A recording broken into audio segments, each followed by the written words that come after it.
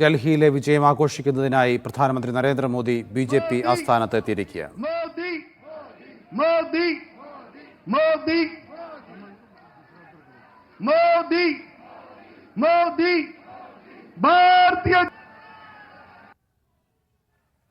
श्री नरेंद्र मोदी जिंदाबाद।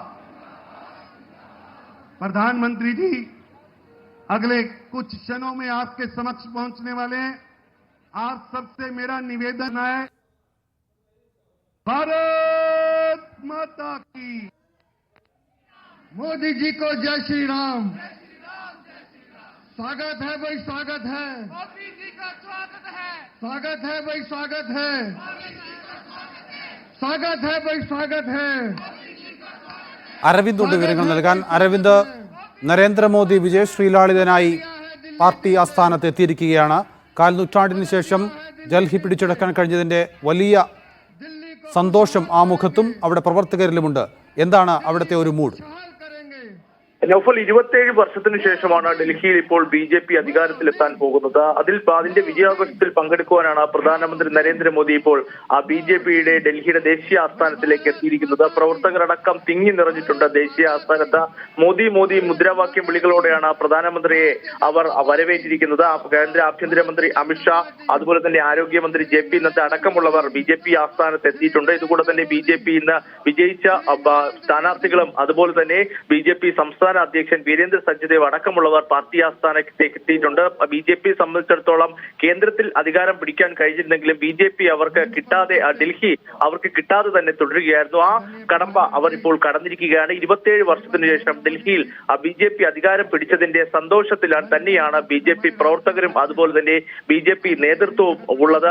നമുക്കറിയാം, നേരത്തെ തന്നെ പ്രധാനമന്ത്രി എക്സിലൂടെ ഇത്തരത്തിൽ ഈ വിജയത്തെ അഭിനന്ദിച്ചുകൊണ്ട് രംഗത്ത് വന്നിരുന്നു. ഇത്തരത്തിൽ സദ്ഭരണത്തിന്റെയും അതുപോലെ തന്നെ വികസനത്തിന്റെയും ഗുണമായിട്ടാണ് ഡൽഹിയിൽ അധികാരം ലഭിച്ചത്. ഡൽഹിയിലെ ജനങ്ങൾക്ക് ഇനി വികസനത്തിന്റെ വഴിയെന്നാണ് നരേന്ദ്രമോദി ചൂണ്ടിക്കാണിച്ചിരിക്കുന്നത്. എന്തായാലും അരവിന്ദ് കെജ്രിവാളിനെയും അതുപോലെ തന്നെ കോൺഗ്രസിനെയും കടന്നാക്രമിച്ചുകൊണ്ടുള്ള ഒരു പ്രസംഗം നരേന്ദ്രമോദിയുടെ ഭാഗത്തുനിന്നുണ്ടാകുമെന്ന് തന്നെയാണ് പ്രതീക്ഷിക്കുന്നത്. നൗഫൽ, ആരൊക്കെയാണ് കൂടെയുള്ളത്? അമിത്ഷായും ജെ.പി. നദ്ദയും അടക്കമുള്ളവർ ഉണ്ടാകുമല്ലോ അല്ലെ? കേന്ദ്ര ആഭ്യന്തരമന്ത്രി അമിത്ഷാ, ബി.ജെ.പി. ദേശീയ അധ്യക്ഷൻ ജെ.പി. നദ്ദ, അതുപോലെ തന്നെ സംസ്ഥാന അധ്യക്ഷനായ വീരേന്ദ്ര സച്ദേവ്, ബി.ജെ.പി. സ്ഥാനാർത്ഥികളും അതുപോലെ തന്നെ ഇന്ന് വിജയിച്ച സ്ഥാനാർത്ഥികൾ അടക്കമുള്ളവർ ദേശീയ ആസ്ഥാനത്ത് എത്തിയിട്ടുണ്ട്.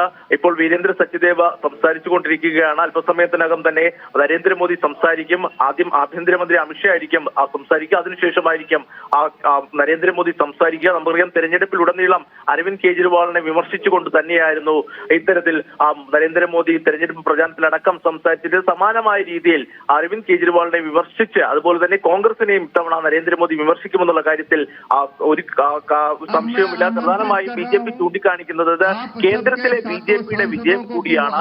കേന്ദ്രത്തിലെ ബി.ജെ.പിയുടെ പ്രവർത്തനങ്ങൾക്ക് കിട്ടിയ ഒരു അംഗീകാരമാണ് ഡൽഹിയിലെ ഇപ്പോഴുള്ള ബി.ജെ.പിയുടെ ഈ വിജയമെന്ന് തന്നെ ഓരോ ബി.ജെ.പി. പ്രവർത്തകരും അതുപോലെ തന്നെ നേതാക്കളും ചൂണ്ടിക്കാണിക്കുന്നു. കേന്ദ്രത്തിൽ കാഴ്ചവെച്ച സദ്ഭരണത്തിന്റെ ഫലമാണ് ഇപ്പോൾ ബി.ജെ.പിയുടെ വിജയമെന്ന് നരേന്ദ്രമോദി ചൂണ്ടിക്കാണിച്ചിരിക്കുന്നു. ഇനി ഡൽഹി വികസനത്തിലേക്ക് പോവുകയാണ്. ഡൽഹിക്ക് ഇതുവരെ കാണാത്ത തരത്തിലുള്ള വികസനം സമ്മാനിക്കുമെന്നാണ് ബി.ജെ.പി. വ്യക്തമാക്കുന്നത്. നൗഫൽ, നരേന്ദ്രമോദി ബി.ജെ.പി. ആസ്ഥാനത്ത് എത്തിയിരിക്കുകയാണ്. അല്പസമയത്തിനകം അദ്ദേഹം പാർട്ടി പ്രവർത്തകരെ അഭിസംബോധന ചെയ്ത് സംസാരിക്കും. ഇപ്പോൾ അദ്ദേഹത്തിനുള്ള സ്വീകരണ ചടങ്ങുകളാണ് നടന്നുകൊണ്ടിരിക്കുന്നത്. അരവിന്ദാണ് വിവരങ്ങൾ നൽകിയത്.